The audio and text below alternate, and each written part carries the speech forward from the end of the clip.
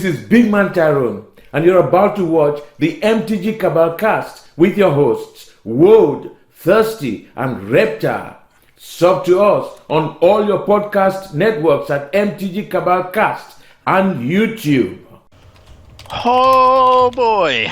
Welcome to the newest episode of the Cabal Cast. As you can tell by my glowing demeanor, this is going to be a wonderful episode about what a disaster today has been. First, we're going to lead off with BNR announcements, which were going to be the highlight. Yeah. And then Wizards just took a giant dump on their own business plan and announced Pioneer, which is going to occupy the bulk of the episode. So with that, let's take it away. Yep. So the BNR is pretty quick and clean cut. Field of the Dead gone in Standard, and Arkham's Astrolabe gone in Pauper. The end. No mention of Oko in either. I guess you can only play in one of those formats, but they didn't mention it anywhere else. And they purposely said they would stay away from Vintage, which they did. I think this goes to say a lot about the fact that a little bit of insight that I threw out was if they only got rid of Field of the Dead and nothing else in Standard, and they didn't mention anything else, then they did not realize how good this was internally, and they had no cards to counteract this coming up in the next set, so they couldn't let it live until January, which doesn't speak highly of play design, despite the fact that people want to believe in that team. So you have some heaters in War of the Spark into Modern Horizons into this set. Eldraine, just issues running rampant because they're overlooking objects. But things have been fixed for the time being, and we'll see how Standard shakes out over the next couple of weeks. If you're playing Goose, I think you're good. If you're not, I think you're fighting an uphill battle. But that's me. As far as Pauper goes, obviously we saw Astrolabe coming. If you want to dump them, DM me at the Cabalcast on Twitter. I'll pay $4 for every foil you have. That's awesome. We knew it was coming. Like they said, it's too homogenous. I think the right ban was Flicker and or Ephemerate, but Astrolabe got the hit. In a couple of months, we'll see one of the others come off. That's fine. Again, this was pretty straightforward. We saw it coming. We knew there wouldn't be any vintage restrictions after someone tweeted at Magic Esports, and they were like, no, we're not going to change it up prior to Eternal Weekend. And I think that's correct. I do as well. And we have the next announcement on the 18th of November. After 1, 2, 3 consecutive PTQs for Pioneer. The thrilling new format that people have been clamoring for ever since Frontier stopped being a format. I'm catatonic. I don't. Why would you launch a competing format to your most popular format? Not to mention, if the philosophy is that fetch lands just can't exist, you're restricting design space basically forever. Or because you can't put them in standard sets, so they've got to be in master sets, which you've said you're not doing for a while, but maybe Mystery is a Pioneer Masters, or who knows? I've gotten messages from people that are like, man, I've never seen MTG Finance go this crazy. I'm like, yeah, you weren't around when Modern got announced. First was announced, yeah. Because, if you recall, the original Modern ban list was Top and Skull Clamp. That was it. 2 cards, that's it. And then we had a Pro Tour, and 20 cards got banned right away. Yeah, we lost the Shoal, which was fine. We lost the Blue Cantress, which was fine. We lost Cloud Post from that event. Yeah. Yeah, there was a lot that just okay, I guess this is going away. So now everyone's brewing. For whatever reason, they think this format is fine with 4 Dig Through Time and 4 Treasure Cruise. Oh, yeah, there's no fetch lands, but there's Smuggler's Copter, there's Jay's Friend's Prodigy, there's Turn 1 Thoughtseize, and boy, I cannot wait for all the people that thought Turn 2 Thought Erasure was terrible to get Turn 1 Thoughtseize, Turn 2 Thought Erasure. Oh, yeah. That's going to be great. This format's going to be choice. I'm going with Jeskai aggro, just not combo. I don't like the Ascendancy combo. That wasn't my jam. I was the guy convoking Stoke the Flames. I liked Nice. I like that play straight into the Adrian Sullivan blue-black control deck with Perilous Vault. Yeah. And, like, I have fond memories of playing in most of these formats up until Shadows over Innistrad, the tail end of that, when it was just the collected company mirror match all the time. But we were talking about it today in our Discord, where one group has their own Google spreadsheet going of all their picks, what they expect to just spike up like throughout this time period, like up to present standard cards. And I said in our group, I said, just fill out this sheet with links to decks that have won Grand Prix and Pro Tours, and then this is what we target. You don't have to sit there and spin your wheels. It's to like look at all these decks. And then what happened? Within hours, people were playing Just Guy Ascendancy combo.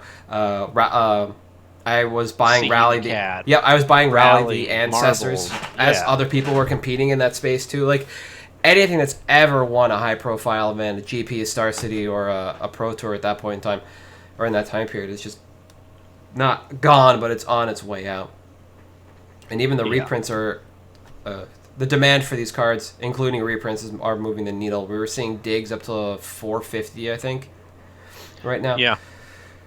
And it's a hell of a time, because if you have the cards on hand already, then you're set to just start printing money and just like outing stuff immediately. If you've got to wait, there's a chance something gets banned from out underneath you, and then you're just kind of left holding the bag. Yeah. So you got to move quick on this. Something that I think is a little bit, everyone is all about Saheeli Cat. I think it's a trap. Saheeli Cat didn't exist in a format with Decay, Trophy, Sorceress, Spyglass, any of that stuff. Oh, yeah. But nobody's talking about Vizier combo? The Vizier Remedies. Yeah, because it turns out Channeler Initiate exists. That's the Amonkhet rare. The two. Oh, I guess that's remove a counter. Yeah, though, you so can't. You can't place on. But yeah, that's fair. I just think there's something there that's going to be broken. I think. Oh, that, 100%. Going a little bit more into the weeds, I think is better. We've got all the first hits; those are done. Yep. Up until like 2 hours ago, when I shipped the tweet, there were still stamped JVPs for $40 when the pack foil had hit 100 on TCG. Mm-hmm. I obviously this is a pretty big opportunity. Play Deathrite Shaman while you can. That card is going to get banned. I don't care what anybody says. That card is getting banned. There are easy ways to put lands in your and your opponent's graveyards in this format. Don't forget that. Smuggler's Copter exists. Yeah. Come on. Field of Ruin is in the format. Fabled Passage is in the format. We might not see Evolving Wilds, but we have that. You have ways to mill yourself over that aren't just Smuggler's Copter too, and there are easy ways to put lands in your graveyard. You're going to be able to activate one of the 3 modes on that card fairly reliably. Yeah. Right. And there's a lot of opportunity. It's a dumb opportunity. This format is dumb. This is a bad move, and this isn't just bitterness over what this means for Legacy. I just don't understand from a business perspective why you would steal from yourself. Yeah, I don't. But that's basically what they're doing. I don't get that either. You can't print that many Masters packs in a year and expect people to continue to buy them to upkeep 2 formats that occupy that same space.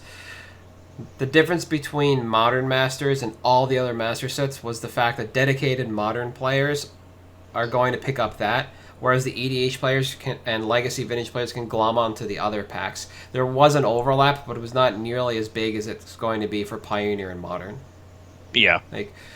Naming conventions aside, and the poor marketing in that regard, product naming, etc., this is just WotC shifting numbers. They're not creating a new revenue stream like we talked about over the weekend. We didn't get the event. We got the list of events, but not the formats for this reason, because they're slotting Pioneer in almost immediately. In the first half of the year, we have 1, 2... No, 4? sorry.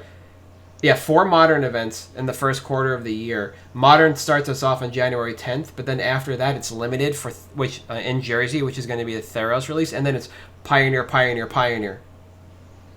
Yep. We have for Pioneer, and I guess the first Pro Tour is Pioneer. I think so. Yeah. They're pushing this format really hard, kind of the same way they did with Modern, where they just like want to throw as many players at this format as they can to massage it into place and then just get it playable. And I don't know if the player base as a whole is going to react well to this. I think this format is great if they wanted to introduce it at the local level only, the same way I thought Historic was going to happen, and become an organic movement from Arena to paper. But as an overall format like this, where you're looking to sell this product possibly alongside Modern product, you're not going to see the returns on this. I understand it because it's a brand new format, hoo-ha, but it just doesn't make a lot of sense to me either from a business perspective. It just seems poor.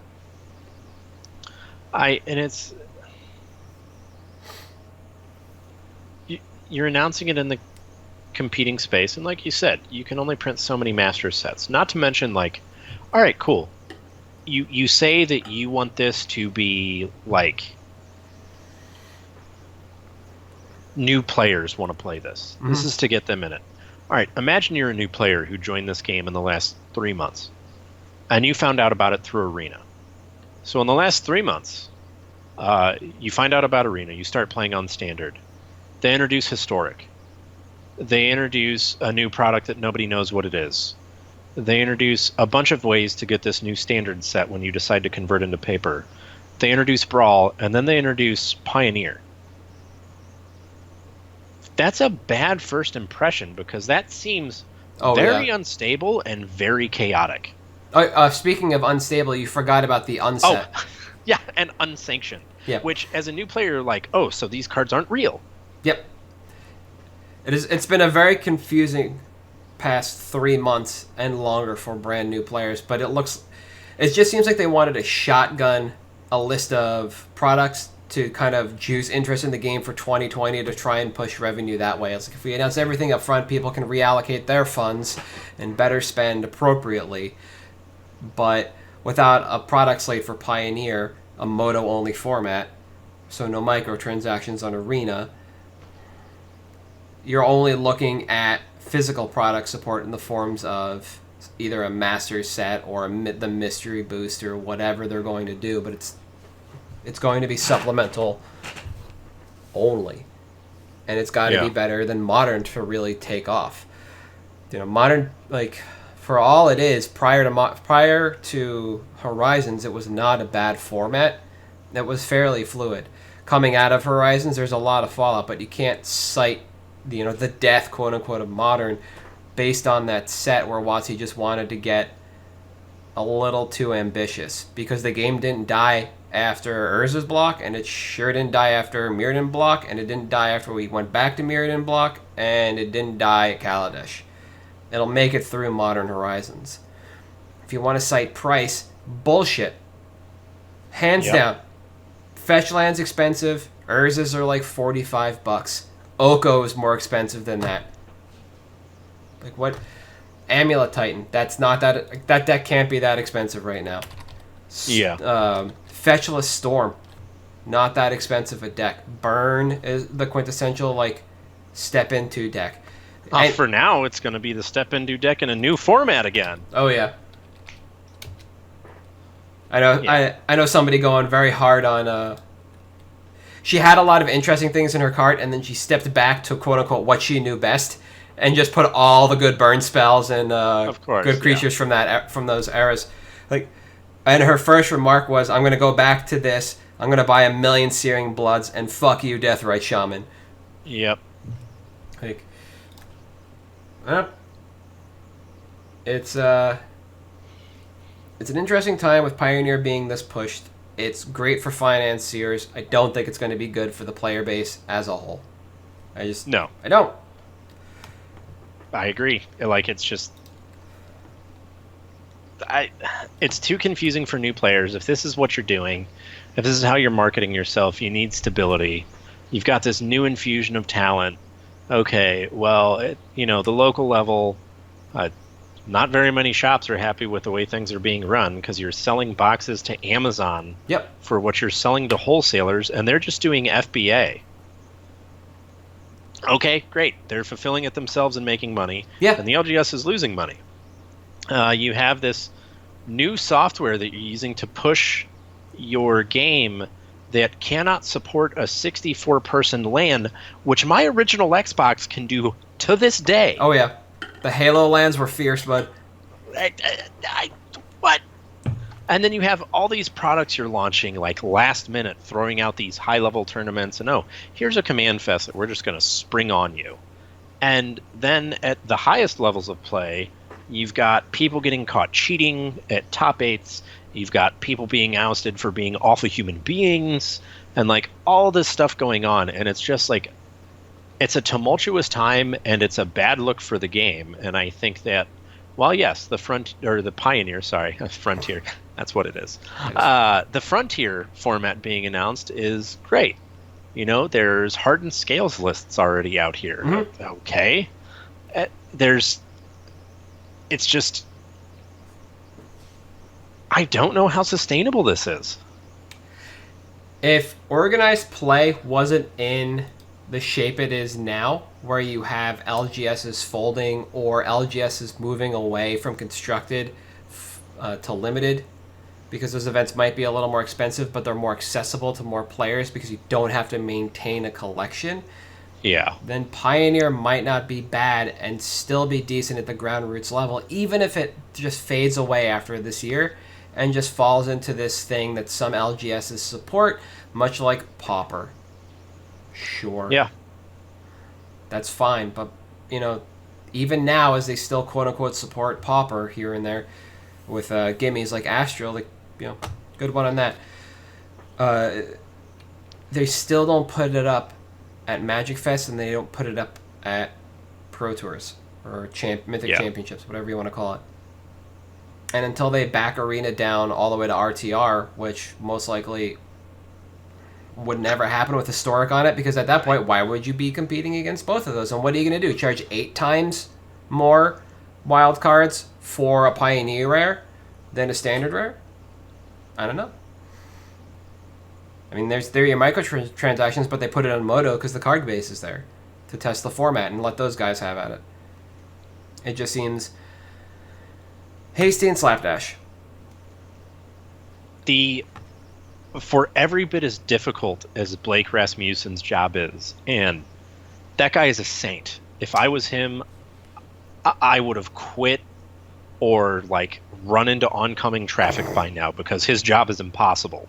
Who is Blake? He's the PR director. Okay, at WotC, yeah. For every bit as difficult as his job is, whatever idiot's job it is to come up with formats has the easiest job in the world. Let's come up with 2 competing formats that compete with our most popular format over the course of 3 months and unroll them. And you get to keep your job. I don't understand. I'm glad that maybe this means MODO sticks around. Yeah. I don't know. They are still hiring for software devs for the platform, by the way. I mean, good for them, I guess. Yeah. If they're going to phase out Modern and literally just make MODO kind of the niche program for old formats, they still have to program standard cards on there, so you still have to have one guy in a closet working on this thing, right? Yeah. But I just it is absurd to me that they're doing this, and man, Wizards really is the best drug dealer in the world. Yeah. Oh yeah. Because it doesn't matter what they do. We are here for it. Oh yeah. We're gonna throw that money out, and it doesn't matter. But man, I'm not happy about it. No, I'm excited as a player because eventually one of the stores around me will hold a Pioneer F&M just to see what's what, and I guarantee you the only people that are going to have the cards to play decks in that format are going to be the people that were playing, the 6 of us left from that era, and it's just not going to be fun for anybody else. It's just going to be like when Modern first started, and it's just going to be a rough transition. People are going to have to buy back into this format. It's not like everybody has the luxury of being able to keep all their cards. That's where people like us come in. Do I get to move my 30 Abrupt Decays that I've been sitting on?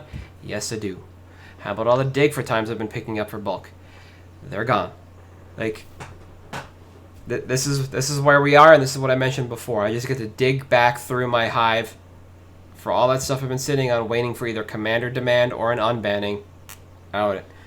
Who knew it was a new format? Yeah. That's what we needed. Yeah. We don't need it. No, we don't. But at the same time, I can be happy about this format and play it at home. Just like Pauper. Or support it at a random night in my LGS as an kind of off-brand format. I don't need a Magic Fest around this. I don't need a Mythic Championship around this. Just give me...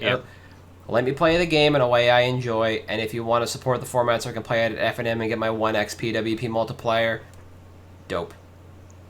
Yeah. The confusion demonstrated around the Modern format, starting with Modern Horizons and moving forward, is ridiculous. Agreed. Because in the last 6 months, it's had a new product and essentially been shelved. It's now the Legacy slot for Magic Fests, and Legacy now gets the Vintage treatment, and we're back to playing at LGSs. Yeah, a point was raised in a group text I'm part of. It's a bunch of Legacy players when we were talking about Pioneer, and someone said, I don't like Modern is basically Legacy now. So what are we going to do with Legacy? And someone says, oh, fine. It's not until they get rid of it at team formats that it's dead. And I said, it's going to be gone. Because from Wizards' perspective, you can have Pioneer, Modern, and Standard in a team event. And those are 3 Pro Tour formats on their own. Oh, yeah. So you can have a team Pro Tour that doesn't have a format that isn't on the Pro Tour. It's literally all on the Pro Tour. Oh, yeah. So I can't imagine that there's going to be, like, much there that's, like, we'll get one Legacy GP a region, and there's no team events anymore. Which is weird, because team events are pretty dope, even Team Limited. Yeah, and I hope, and probably showing my age here, not many of you people may remember this, but back in the day, Wizards basically said, hey, you can get rid of Legacy events. We don't need them. And Star City came in and ran Legacy for everything they could, and they single-handedly kept that format afloat. Yep. That's when their buy list prices skyrocketed. All this stuff happened because they decided this is ours, we're going to take it. I hope so hard that that's what happens here. Oh, I know it would be logistical hell, but if they went back to 2 opens a weekend and it was Modern Legacy back-to-back and gave those people a chance to play, man. Well, and the thing is, or MKM. NRG is doing 2-day events like that. Oh, they are? Okay, I saw the NRG series is going back to that. And again, it is, kind of a logistical nightmare. But it was when that level of competitive Magic was in its heyday. Yeah. That's when you had Legacy every weekend. You had 4-figure opens. Yeah. You didn't have 200 people showing up. You had 1,000 showing up for this. Yeah, you didn't have to target specific regions like that. Yeah, you could go anywhere and still get a decent turnout. And being able to have that is, I think, huge. And we're just not, like, as of right now, because, again, we only have, I believe, 3 events formats announced, and one of them is regionals, which is obviously Modern. Yeah. So it's the first 2 Star Cities that are announced. So we could see Legacy. And I hope that's what happens. Yeah.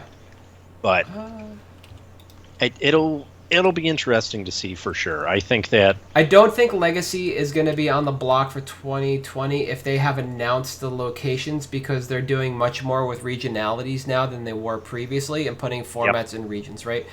So if they didn't announce and they wanted to just focus on Legacy, then they could hit Indy, they could hit Worcester, they could hit somewhere in the greater New Jersey or Baltimore area, and then go back down to Texas. And it's a very small route right now, but you could open that up a little more as these like disenfranchised legacy players start coming out of the woodworks, because they're not going to be supported at Magic Fest, which means a lot of LGSs that might be hosting those events so people could play and prep won't be hosting them and putting Modern in their place, because there are more Modern players than there are legacy players. Yeah. But a lot of that is also predicated on the fact that Pioneer actually does well. And I think it's a wide open format. We're going to see a lot of copycat decks, of course, from what was there originally. The Mythic Championship will probably be the most creative thing we'll have seen since the first Modern Pro Tour, because they're working from whatever the ban list will be in about 2 weeks or 3 weeks. And they have that entire card pool to work with. It might not just be all Marvels. Who knows?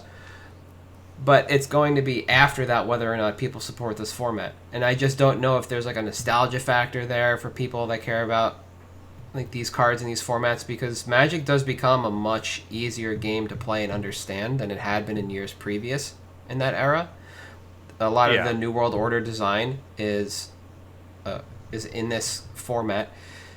You are restricted in deck design by the fact that you don't have semi-perfect mana with no true fetch lands right now. Yeah. But you do have shock lands and pain lands to do your dirty work. So there's some room to play. How creative you can be within that space is TBD. But there needs to be a desire to keep playing those cards. Do people want to keep playing Sidisi Broodmaster and Whip of Erebos? I don't know. Like the ramp deck that played 6 CMC Chandra into Ulamog, I played that for a bit. That was not a fun version of a ramp deck. Like I started playing Big Mana at Tooth and Nail, and have been playing it since. And I can tell you that was, out of all the versions of Big Mana I've played, that was the worst version of that deck. You do have interesting things now where you can basically play the Arclight Phoenix decks Phoenix deck in this format. You don't have Scalding Tarn, but you have all the other pieces of that deck available to you aside from Faithless Looting.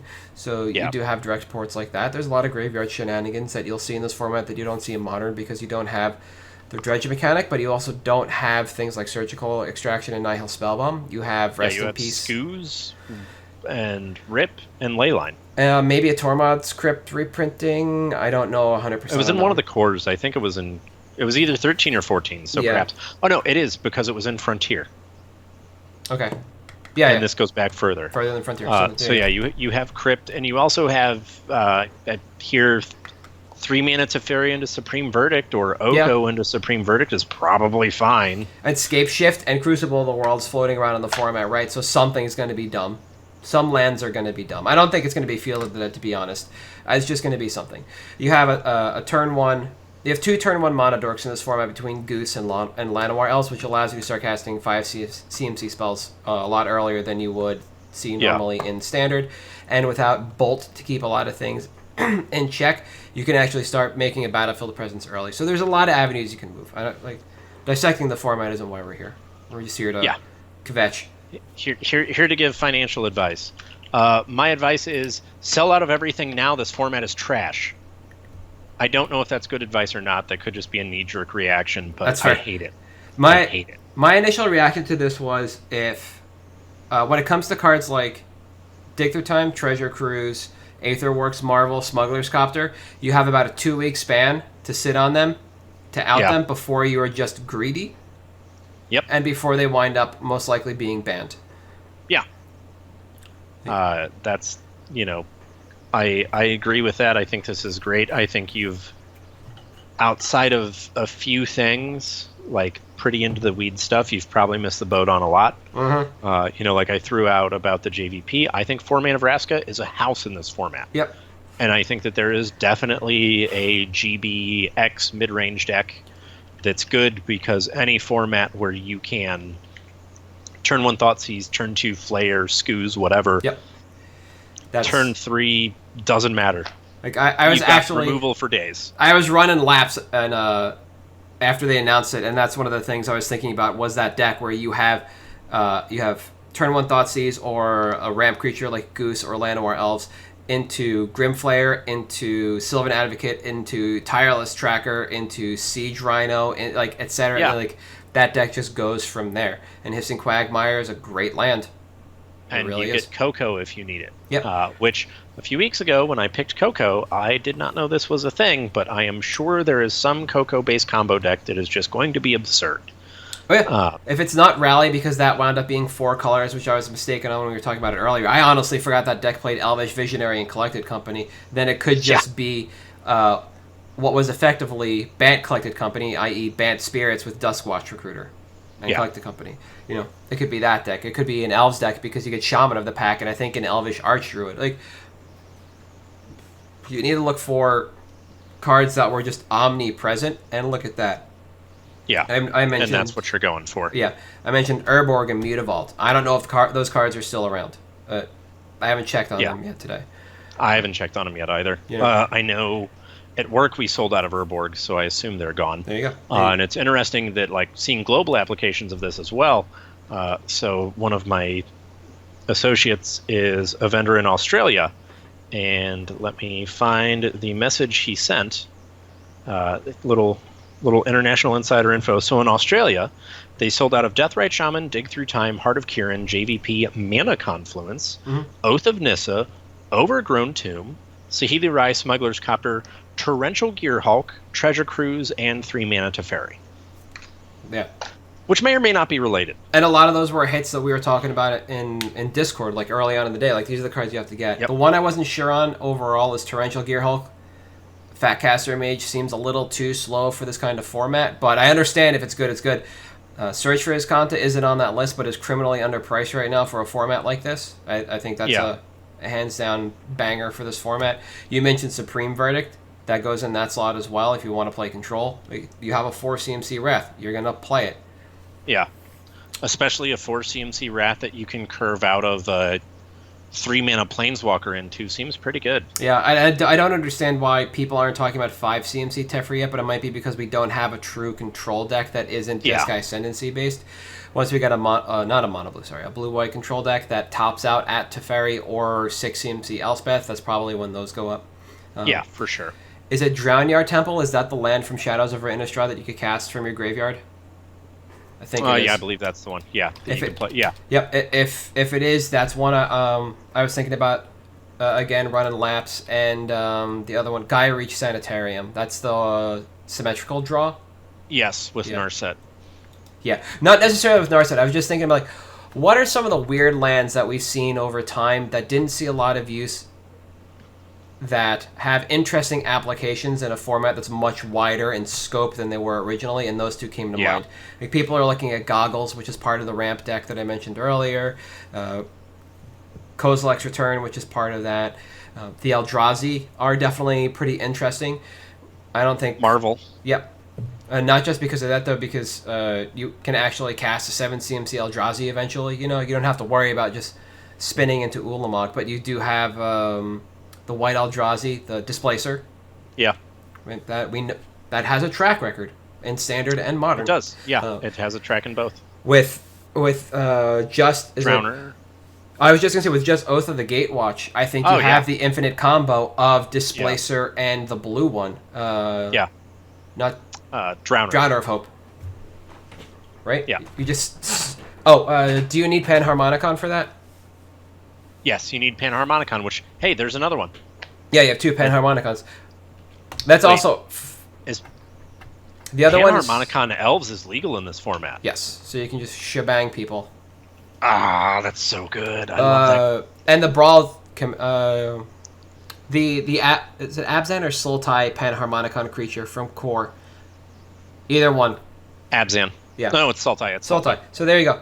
It's Sultai White. I think has the best... I was thinking about it earlier. The ETB untapped lands from M10, those allied ones, are not mirrored in Pain lands, but they are mirrored in BFZ lands, and they are mirrored in Shadows over Innistrad lands. So I think technically the allied colored non-basics have the highest concentration in this format, meaning that the reason that Jeskai Black worked was because it was blue-white and red-black. Those are the Yeah. buddy types. Those work. So it would be Sultai. It would be not Sultai. It would be Esper Green or something like that. Blue Yeah. White, Blue Black, Splash Green. Yeah, it would be like Esper Green would be that deck. Like that's the other way you have to start thinking about this format. Is if you want to play 4 colors, you have to look at it from the standpoint of, in particular, those lands. The BFZ cycle, the Glacial Fortress cycle. I think we have those X3. And then the shock lands, so that's 4 copies of them. And then you only have the fast lands from Kaladesh and the creature lands and the shock lands. Yeah, so it's a 4-to-3 ratio, I believe. Yeah. Keep that in mind. Which is pretty good. It is. It's near 1-to-1, but it does mean that your mana base is strongest looking at that 4 and splashing from the 3. That's why those decks worked. That's why the Rally of the Ancestors deck worked as well. It's the exact same thing. It was Esper splashing green. It was what is it? Blue, black, and Esper splashing red for Jeskai Black. Yeah. Like that's pretty good. It is. It'll put upward pressure on those shocks or those pain lands as well, which is nice. Yeah. Ad infinitum, and then the flip walkers are pretty much all gone. JVP was the first, and then the rest of them are slowly disappearing. They all saw play at some point in time. I thought Nissa would have been the next to go immediately after JVP, but then we heard they were just kind of all going naturally. The Lily's not bad. She definitely has her place, and then you have Lily Last Hope, Collected Brutality, K Command to go and that rounds out that Command is mid-range going to cell. be insane now, and it was already trending up, so... Silumgar's Command is also a surprisingly powerful card because it's 5 mana, but you do just get to 1/8/7 any permanent on board. Yeah. Ojutai's Command was kind of crucial to any Jeskai deck. It basically was your Cryptic Command. And then you have Spell Queller as well that rounds out that shell. Yeah. Just because you can't counter Abrupt Decay doesn't mean you can't quell it. So, Yeah, you got that's that true. going for you. Sure can. Nope. And then we have 4 CMC Chandra in the format, not 2. The first one was too early, I believe, right? Yeah. Yeah. And there's a lot to just look at in this format. And your best MTG Top 8 still has all these lists. Your best bet to just comb through right now is to hit MTG Top 8 and start filtering based on time. And look at RTR into Theros Standard and Theros into KTK and then KTK into SOI, etc. and just move forward and try and find like these low-hanging fruit that still exist that have demand outside of this format. 6 CMC Elspeth is basically dead outside this format except for EDH. So if you can find her on the cheap, whether it's the set or the Planeswalker deck, you're still going to be fine over time. Yeah. Like this format just has to pan out a little bit for that card to hold its price. Yeah. I don't know. Yeah, we'll see. But that's definitely the best spot to start. And yeah, a lot of that stuff has been gone over already. That stuff has been bought. Mm-hmm. But there's still options. And MTG Goldfish does have, don't know how good it is, the user submitted like Pioneer deck lists, and they're at like 60 pages almost. Yeah, until those until the leagues start closing out and we get 5-0s, once every few days, we'll actually start seeing some decks roll in. Yeah. Like I said, right now we know it's mono Jeskai Ascendancy, but eventually we should see people starting to pick up some counterplay in green-black or some form of burn deck, be it mono red or Boros. Yeah. I'm not disappointed in the format, and I'm not expecting terrible innovation. I'm looking forward to see what people do. I just don't think this is the right time for it, and I don't think it was necessary right now. Excuse me. This definitely sounds like something that could have waited until the summer doldrums, where the game just generally kind of comes to a screeching halt, and you can announce your new format there. You can start your moxes in Q4, and you can actually pair it with a supplemental product at the same time. Yeah. I think that's a much better way to go. You're still competing against yourself for that money that modern players were spending on events and supplemental products. Yeah. At least it would give those players a little more time to kind of deal with things. Yeah. Before just saying, okay, in 2 weeks we're going to start this new format. Get wrecked. November 1st is literally the first PTQ in this format. That is... Yep. The day it starts. Yep. Good luck, have fun, don't fall in. So it's not even 2 weeks. Yeah, no, it is 2 weeks. It's literally the weekend after Halloween, so... Yeah. Yeah, it's actually Eternal Weekend. Oh, So, cute! Yeah. That's going to be happening on Eternal Weekend. Oh, I'm sure some people will play that at Eternal Weekend. Thrilling. Oh, yeah, definitely. Nice. This is an era where we have all languages in foil, right? We're not? Yes. Okay. Yep. Good luck, everybody. Dude, don't you wait. We're just going to get infinite MODO videos from this format on CFB and Star City soon. You get to watch that great client in action. Hey, that can handle a 64-person tournament better than Arena. It's true, but not when Brian Killer makes the top 8. That's true, yes. Then you have a 100% chance to crash and Yeah. receiving a very long-winded article. Yeah. That is correct. Poor BK. Oh, yeah. Said What? me just now. No, it'll be interesting, and that's all I have to say. Yep. I'm done. I don't want to say anymore. I don't want to rant anymore. I'm just gonna make it worse. So Yep, that's fine. That's it. We had a great episode planned for our anniversary, but we're gonna put it off just to go over this because we thought it would be B&R and then move on, but no, we had the pleasure of this announcement today. But we are gonna move on to picks, and begrudgingly, we're keeping our word on these, despite the fact that they are picks for dead Or formats less now. sexy. Yeah. My pick for the week is Castle Garenbrig. This card lets you cast Primeval Titan a turn early, and there are a number of ways you can go infinite with it. It is fairly flat after release at a little under $1. I think I picked mine up for about 10 to 20 cents cheaper after watching them at Star City. And the reason I got mine, and the reason this is my pick, is because if they let you to continue to play Amulet and Primeval Titan in Modern and play the format, then you should be playing either one of any deck that involves that card and or Amulet, and this card is a cornerstone in that deck right now. It's non-legendary. It allows you to cast Primeval Titan or an Azusa and Sakura Tribald or whatever combination of creatures you need. That's an important line. One of my friends punted a round weekend of release because he didn't read the card fully. Woof. Yeah, it was cute.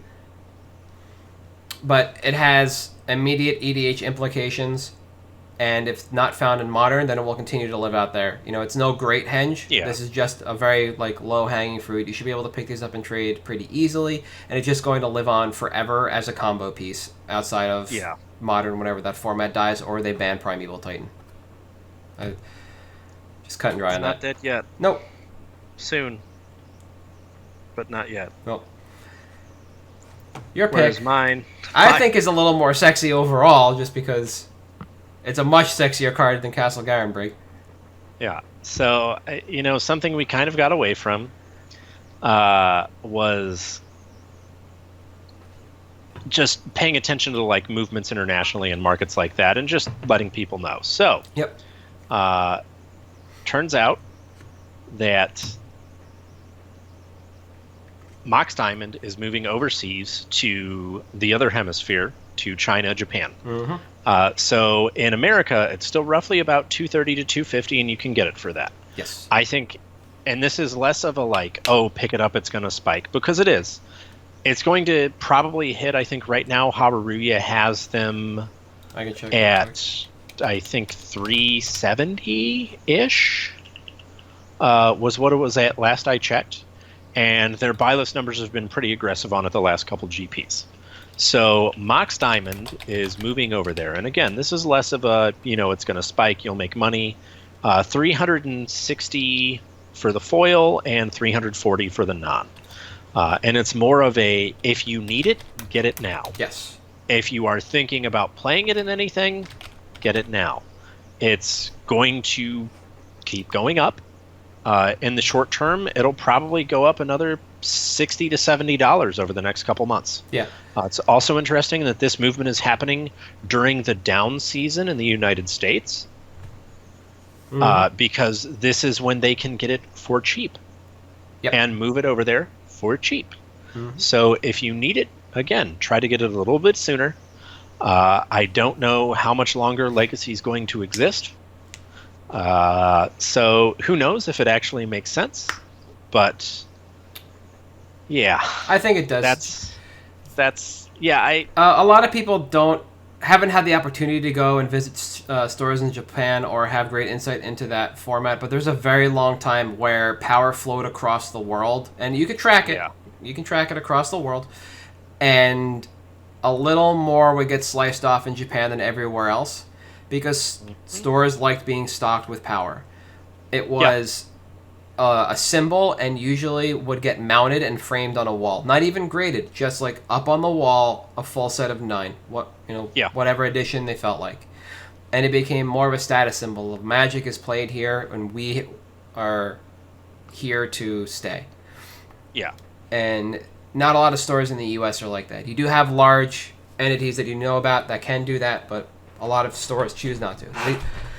They don't just want to frame money, essentially. Yeah.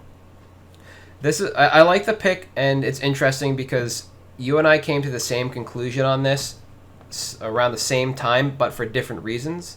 I think you were out at an event, and I was checking the price of Once Upon a Time, and I noticed that Haruruya was selling them for about 1,800 yen. Oh no, sorry, $18 after the JPY conversion, which is about 1.8 times what they were in the U.S.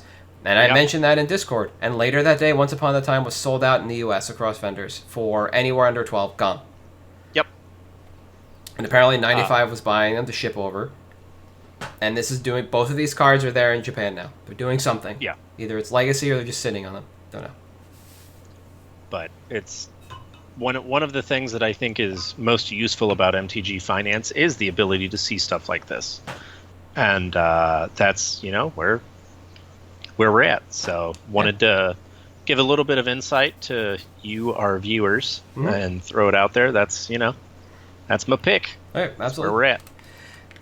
Oh, despite the fact that we're going to end on a down note because of Pioneer and the marketing wisdom that is kept over there in WotC. I feel like I just watched my dog get shot. I mean, we have very different viewings on this because I'm going to turn around and find money. And sure, that's going to be great, but it still feels like somebody paid me to shoot my dog. That's what it feels like. Oh yeah. Like I made money, but like Like I said, I get it. I just not happy about it overall. I'm not happy with the way it's done. I think it'll be good for the players. I just don't think it's going to do what they need it to do or what they want it to do. Yeah. The end. Buy in now, sell out quick. Be there. Please. Oh. Anything that was played with the Delve keyword, if it hasn't already spiked, buy it. And then in 2 to 3 weeks, sell it. Sell it. Kermag Angler. Card's still great. Murderous Cut. Yeah. Also, yes. So, keep that in mind. Yeah. This format's going to be run by those cards. Because they are cheap as for free. A month. Yes. But, on the way out, we are at MTG Cabalcast on Twitter, on Facebook, and on Patreon. We are still taking submissions for the UMA box.